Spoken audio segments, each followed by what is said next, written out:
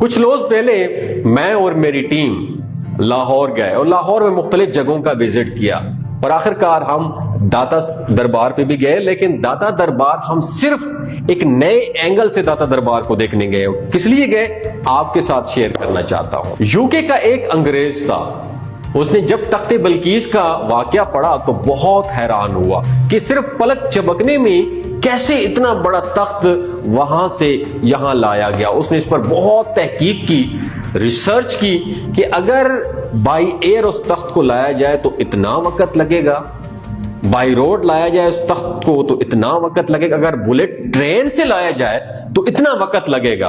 उसने वहां मुख्तलिफ उलमा से राब्ते किए, सबने अपने इल्म के मुताबिक मुख्तलिफ जवाबात दिए, लेकिन उसे तसल्ली न हुई।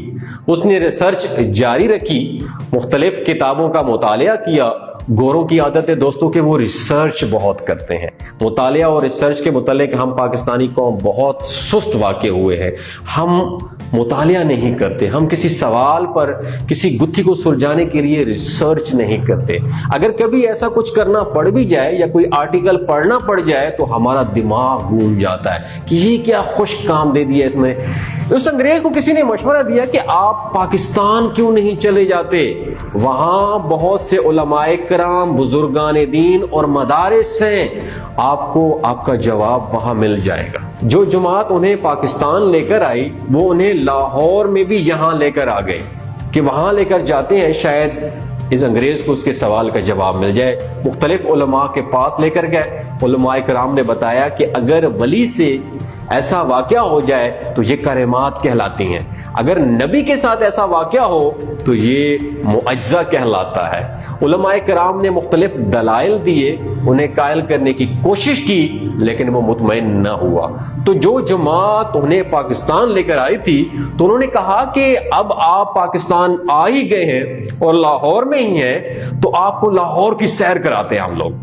तो वो उन्हें सबसे पहले मीनारे पाकिस्तान लेकर गए कि ये देखो ये मीनारे पाकिस्तान है, ये बादशाही मस्जिद है, ये शाही किला है, ये अनारकली बाजार है। लेकिन जब वो हजरत दाता गंज बख्श के मजार के सामने से गुजरे तो पूछा ये क्या है।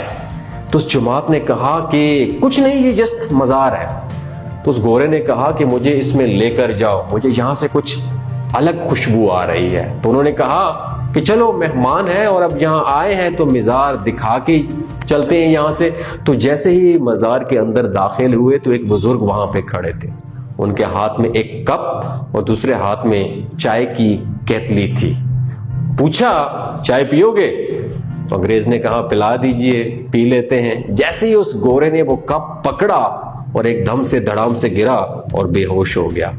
चेहरे पे पानी डालकर होश में लाया गया तो उसने सबसे पहले पूछा वो बाबा जी किधर है, वो दरवेश। लोग हैरान हुए और पूछा कि कौन से बाबा जी, लेकिन बाबा जी नहीं थे वहां पे। लोगों ने पूछा भाई क्या हुआ, अचानक कैसे बेहोश हो गए? तो अंग्रेज ने जवाब दिया कि ये ना पूछो क्या हुआ, ये पूछो कि क्या नहीं हुआ। जिस जवाब की तलाश में मैं इतने अरसे से था, मैंने रिसर्च की, उस जवाब की तलाश में पाकिस्तान आया, मुख्तलिफ उलमा और मशाइख मुझे जवाब न दे सके। एक पल भर में मुझे उसका जवाब मिल गया। लोग हैरान हुए और पूछा वो कैसे आपको जवाब मिला? उस अंग्रेज ने कहा कि ये कप जो मेरे हाथ में है ये वो कप है जिसमें मैं अपने बेडरूम में कॉफी पिया करता था। इसी कप में मुझे यहाँ चाय पेश की गई है और मुझे जवाब दिया गया कि जैसे तुम्हारा कप वहां से यहाँ आ सकता है, बिल्कुल इसी तरह तख्ते बिल्कीस को भी वहां से यहाँ लाया गया था। मुझे मेरे सवाल का जवाब मिल गया था। हमारे मुल्क में तो ऐसे बहुत से वाकयात दोस्तों सुनाए जाते हैं। मैंने सोचा इस वाकये पर रिसर्च करनी चाहिए।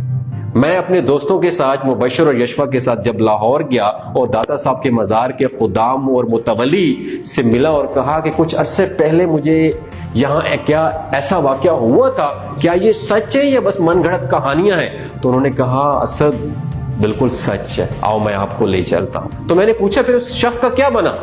तो उन्होंने बताया कि फिर वो शख्स इधर ही रह गया।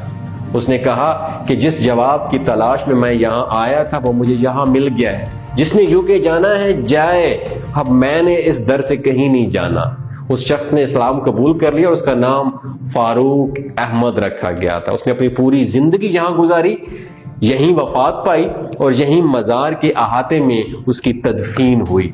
तो मैंने कहा अपने दोस्तों के साथ उस बाबा जी से, खुदाम से, कि अगर यहीं दफन है तो उनकी कब्र भी होगी? तो उन्होंने कहा जी बिल्कुल कब्र है, अगर कोई देखना चाहे तो लंगर खाने के साथ ही नीचे की तरफ उनकी कब्र है और उस पर उनके बारे में मुकम्मल डिटेल लिखी हुई है, वही उनका मज़ार है।